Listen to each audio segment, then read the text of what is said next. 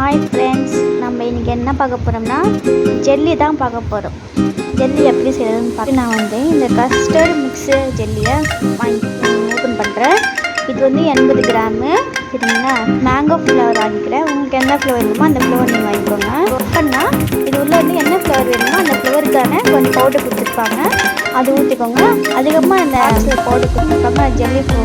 Jelly ஆகுது 10 gram jelly பவுடருக்கு 1/2 litre water ஊற்றணும்.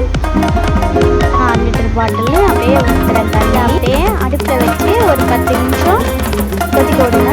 கொதிக்க என்ன ஷேப் வேணுமோ அந்த ஷேப்பு அந்த பவுலில் போட்டுக்கோங்க. ஸ்டார் மாதிரி வேணும்னு சொல்லிட்டு இந்த பவுல் எடுத்துருக்கேன்.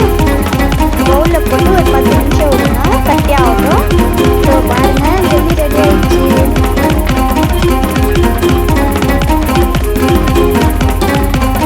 இந்த வீடியோ பிடிச்சிருந்துச்சுன்னா லைக் பண்ணுங்கள்,